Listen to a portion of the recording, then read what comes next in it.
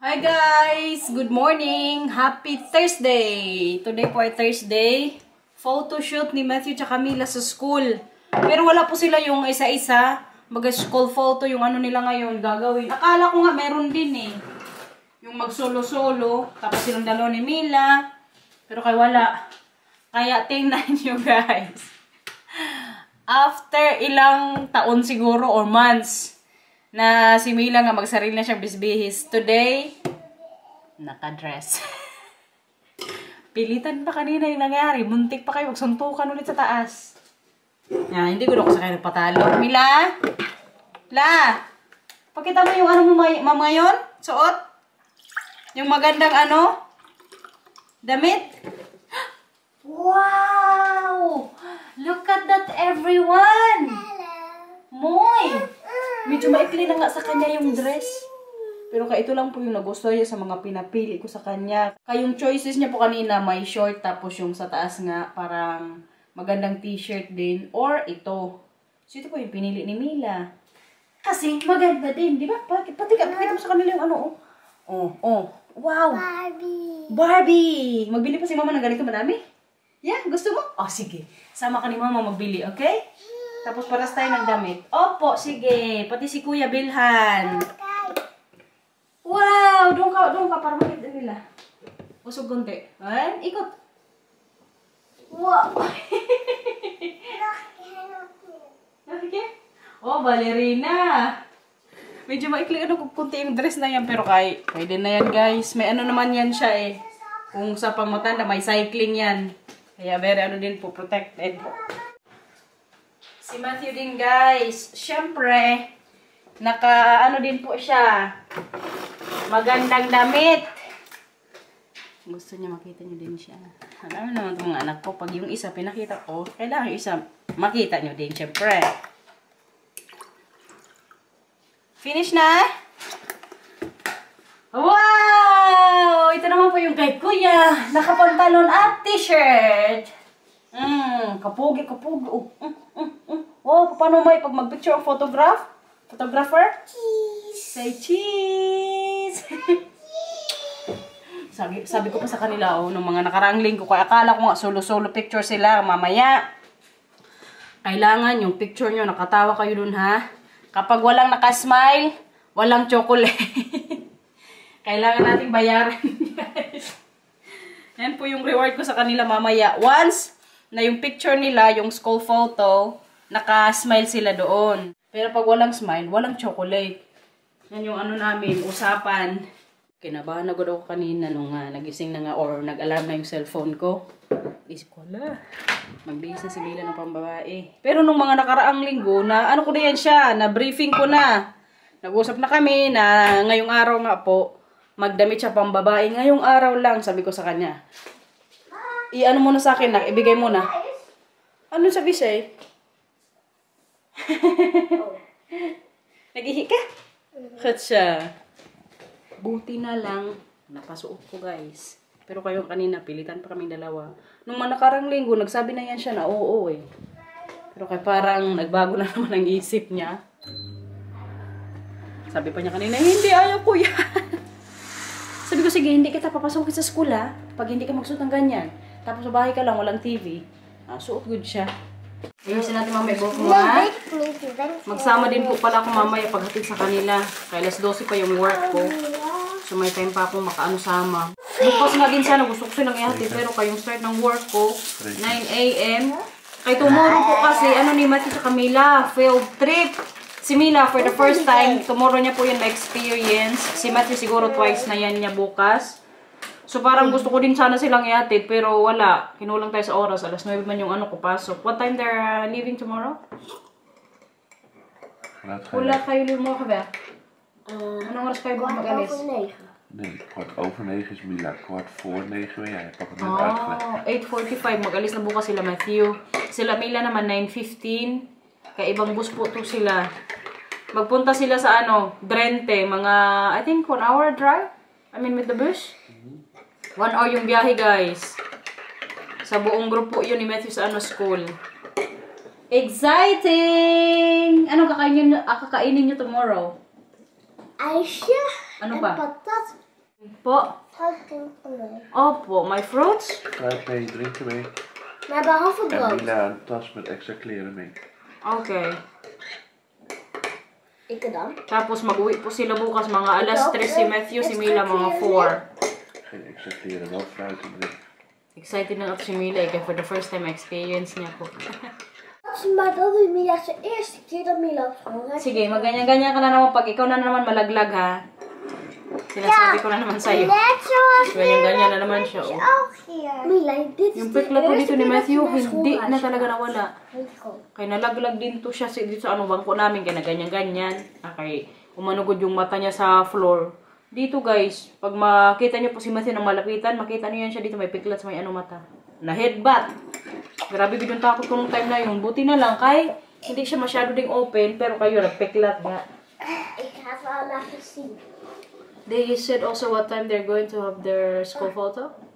The school? Okay. Beetje hoog. Kahaba na nga ng book ni Kuya eh. Gupitan ko sana to pero kaya na. Dan ga je aan mijn zwarte tas. Andito, pikit mata. Ayan guys, oh. Ito, oh, peklat. Dito. Parang nakipagsuntok. Gupitan ko nga sana to pero kaya natakot ako. Baka magkamali-mali tapos may school photo sila. Sabi ko, sa ano na lang pagkatapos. Foto. Hello, my hair. Your hair, talian kita mamaya, Aisa, ha? Aisa. Say cheese. Say cheese, Mila. Mag-photo si Mila. Baka hairpinan ko na lang tumamay si Mila. Para yung buhok niya straight lang. Tapos iganyan ko lang dito. Para pag-picture! Say cheese! Paano ko mag-smile? Kaganda ng damit mo, nak. I love it. Gusto ko may ganyan din akong damit. Pwede kay mama na lang yan. Dat wordt die klein. Opo. Nak, mag-toothbrush ka mamaya. Hm? Ay, ano mo, ngipin mo. Siguro sa tinapay yan. Mag ik zien? May ipakita na dito sa inyo si Kuya, guys. Anong nakasulat dyan? Basahin mo muna sa Nederlands. Matthew heeft dit gemaakt voor papa. Oh, si Matthew daw ginawa yan para kay Papa. Tapos yung mga ano guys, kulay. Flag niya daw yan. Rainbow. Goed hoor, Matthew. Ready na po sila ngayon pumasok sa school. Wait lang, Kuya. Ano yan? Yung ano mo, piklat. Nakita na yan nila kanina, nak. Ayan, guys. Nakaayos na din yung buhok niya. Tapos mamaya pag sabi picture. Kuya, tingin dito. Katsa. Ang ating dalaga, guys. Natalian ko na din niya ng buhok. Nag-arty-arty na. Uy. Sayang talaga, wala silang ano, picture mamaya ni Matthew magkasama. Next time, nak, no, pag mag-photo ulit.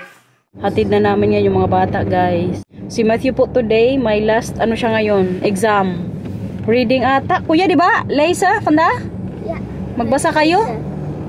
Titingnan po yung tempo niya sa pagbabasa. Kung gaano na siya galing, tsaka kung gaano na siya kabilis. Galing na yan si Kuya, guys. Kahit tinrain po din yan siya ni Marcel. May ano lang kami niyan, timer. Tapos once na nalampasan niya yung una niyang record, may ma-receive yan siyang candy. reward din pag may time para ma-motivate lalo. Di ba, Kuya? Pero kaya galing na yan si Matthew magbasa, guys. Once na nasa city center kami, may mga pangalan yung store. Yeah. Sino umutot? Papa.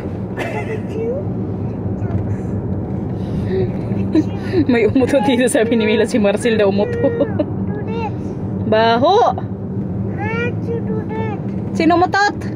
Papa. Did you fart? Natuurlijk niet. Hindi naman daw si Marcel. Vis in de auto. Diyos ko. Baka may multo dito sa nak, sa sasakyan. Misschien is hier wel vis in de auto geweest. Mama, kijk. Ano yan? Hala! Tsura mo dyan. Maar kijk. Oo. Mila ha, huwag niyong dumihan ang damit niyo, Kuya, okay? Hanggat hindi pa natatapos yung photo, niyo doon. School photo, okay? Matthew, Mila? Siya. Kung mamaya, pag magpicture sila, tapos madumihan ang damit ba?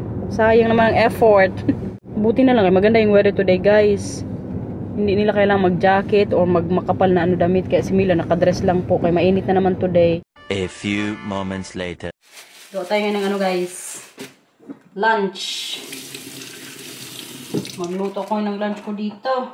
Maya magpasok na po tayo sa trabaho. Isama ko kayo mamaya dun sa city. Tingin-tingin tayo doon. Pero hindi lang din yan, sure. Tingnan na lang natin. Basta isama ko kayo mamaya. Ito nga yung lunch ko, guys. Chicken, breast. Tapos po ako, salad. Hindi ako na carbs na yung umaga. Wala lang itong oil. Ganyan lang ang luto ko dito. Bagsama, siya. Maluto. Tapos ang salad. Tayo ng lettuce. Pretty little baby, I'm so in love with you. Uy, ano to? Kadumi naman ang lagayan, eh. Yan, guys. Luto na siya, guys. Grabe ang diet today. Parang tempt nga akong kain ng pansit. Temptation. Pero hindi ako mag-carbs. Mamayang gabi na lang siguro, bawi tayo. Ay, bawas-bawas din pag may time, no? Lukuhin ko yung sarili ko ngayong araw, guys. Mag-diet-diet ako, tapos mamayang gabi, kaya ulit ng madami. Ang gusto ko po kasi din talaga ngayon, yung malimit ko yung carbs na kinakain ko per day. Hindi man ako calorie deficit ata yun. Para man akong buang noy, magkilo-kilo pa. Ganito lang.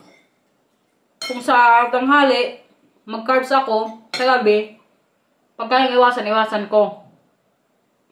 Tapos kung sa gabi ako mag-carbs, sa lunch, ko, walang carbs. Para natin, ma-maintain yung kinakain. Mag-gym nga sana ako ngayong araw kaso si Matthew at Camila kanina nag-request nga na ihatid ko sila sa school. So alas 12 yung start ko, hinatid ko na lang. Kaya minsanan ko lang yan sila matid sa school kaya ang naghatid sundo po talaga dyan si Marcel. Every day. Kaya kanina nakabawa ko kay Kuya at Mila. Mataas kasi sa protein din itong chicken breast. Kaya pag gusto niyo po ng protein, magmanok kayo, guys. May masarap din to, may mani akong binili nung nakarang araw Kunti lang ilagay ko, kaya kunti man ang pagkain ko ngayon dito. Sarap to, may mani. Sagana din ang mani sa protein, guys. Pasok na tayo sa work, everyone. Agahan ko na lang po, kaya kailangan ko bumili ng body wash. Kasi sa isang store ngayon, nabilihan, may po sila promotion, 2 plus 3. So, magbili ng dalawa, makakuha ka ng 3 free. Diba, kagandang po, deal? Kaya kailangan maaga akong makapunta sa work para makabili muna ako doon bago mag-start. Kaya para pagkatapos ko po, mga alas 4. Diretso na sa bahay. Buti na lang din kaya may na dito.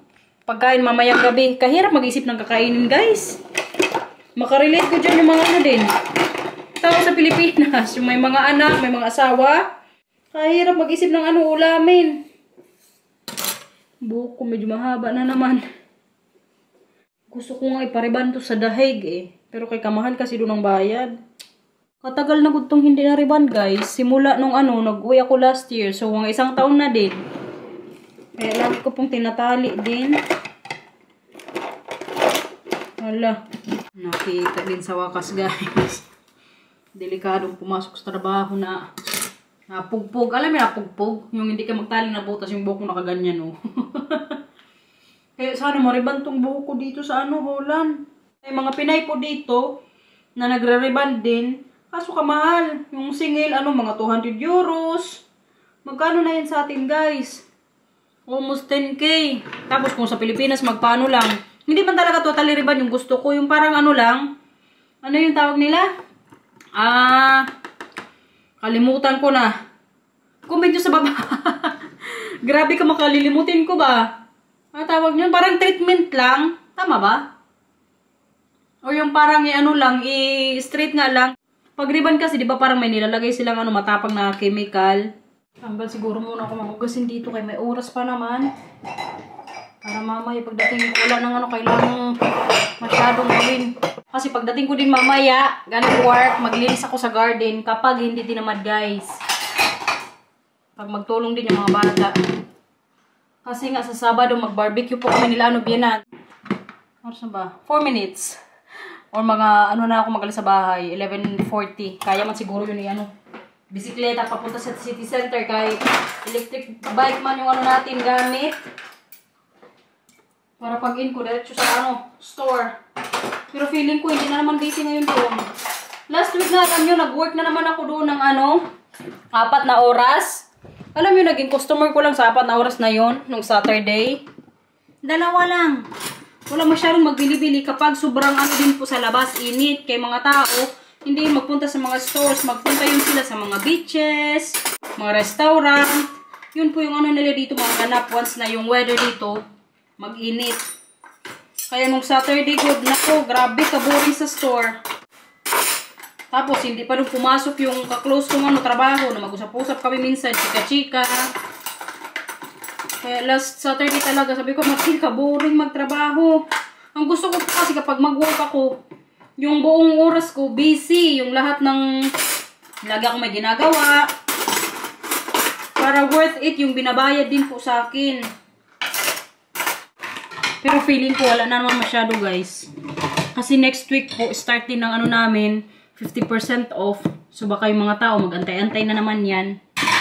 Ako nga, nag-antay din ako mag 50% off sa amin. Kaya bilang ko si Matthew ng mga shorts eh. Kasi si Matthew wala na po masyadong ano dito, shorts din. Eh, yung weather nga dito minsan maganda na. So pwede na silang mag-ano dito, short kapag pasok sa school. Kaya wala man yan silang uniform dito. Pansin nyo yan guys, walang uniform yung mga bata dito sa school. Kahit nga sa mga offices eh, sa hospital parang meron. Pero white lang good. Baga pinakakot lang nila. Ganyan dito sa Holland guys. Isa good yun sa napansin ko dati nung nag-move na ako dito. Sa school, walang uniform. Sa mga office, walang uniform. Sa restaurant, ay parang sa McDonald's meron. Pero yung ibang restaurant po, wala masyado. Kung ano yung suot mo, okay na yun. O, diba? Natapos din natin. So, bago pumasok sa work, malinis na ang ating kusina. 2,000 years later. Wala guys, hindi ko po kayo kanina nasama sa city. Nakalimutan kong dalhin tong camera. Pasaway.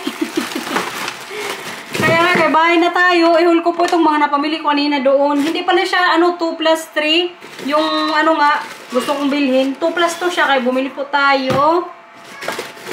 Ito guys. Ayan 2+2. So, binayaran ko lang dito 2. Tapos tong 2, free na. Hindi ba? At ang aking toothpaste. Nag-2+2 din po. Ito mga ginagamit kong toothpaste guys. Para magputi ang ating ngipin. At nag-1+1 din yung ginagamit kong para sa toothbrush ko. Electric. Bumili rin tayo. 20 euros good to. Kaya kanina bumili na ako kasi nag-1+1 nga. Every 3 months kasi binabago ko yung pang-brush ng ngipin. Kasi sabi ng dentist ko, dapat daw pala ganun. Kasi once na magtagal na yan, after 4 months, 6 months, hindi na masyadong malakas or hindi na yan masyadong makalinis. Kaya every 3 months, nagpapalit po ako ng toothbrush. Ito anong binayaran ko kanina. So, lahat po ito, binayaran ko is 51 euros and 25 cents. Diyos ko, wala ng pera si Warren Holland, guys. Wala pang sahod, bus ng pera. Pero okay lang, dito naman to sa bahay. Wala na nang masyadong customer sa store. Kaboring. Naisip ko na naman kanina alis doon. Parang gusto ko maghanap ng ibang trabaho. Kaya inisip ko, sayang din yung oras ko na magantay ako. Yung start kasi doon, alas 12. So kung mag-work ako from 9 to 4, di mas malaki din sana yung sasahurin ko. Pinag-isipan ko yung kanina sa store, guys. Tingnan na lang natin. Andito yung dalawa, tingnan niya. Kaya kaganda po ng weather. Naglaro sila ngayon ditong tubig. Uy! I think we can inflate now the washing machine. The swimming pool, babe. Then tomorrow it's done. Then they can play tomorrow whole day. No, because we also need to go to Ash's birthday. Uy! Nabasa si Papa. Nak, wag dyan sa ano kapitbahay, okay? Okay. So, nalinis ko na rin po pala ang ating garden dito, guys. Tingnan nyo naman. Oh. 1, 2, 3 lang to. Pero kaya hindi ko na sa inyo pinakita. Importante nalinis na. Ayan, oh, wala na po mga ano dito, damo-damo. Tambay kami ngayon dito sa ano, likod bago mag-dinner mamaya. Kuya, wag masyado dyan kay maano ng ano. Baka mabasa yung may-ari. Ay, yung may-ari. Yung kapitbahay. Okay? Sa ano na lang, sa plant. Ano yung sa plants? Mag-slide kayo tapos whoop. Yeah. That is a kuya ide. Hoy, hindi dyan magdaan, Mila. Yeah, Mar. Hindi dyan ang daanan. Alam mo yan. Nee, ja, ga je glijden, dan woep. Ja. Nee, niet op de glijbaan, anders wordt het nat. En? Sa plant.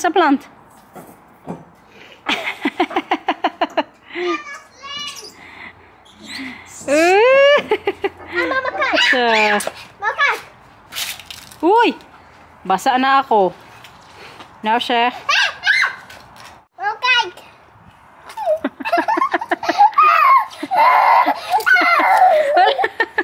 Nee, niet op Matthew. Okay? Anong binik na? Talagang basa ka na talaga. Tanggal ka damit mo. Mabad ka. Magubad ka ng damit. Krap ya. Ik wil het wel doen. Ja? Kabala.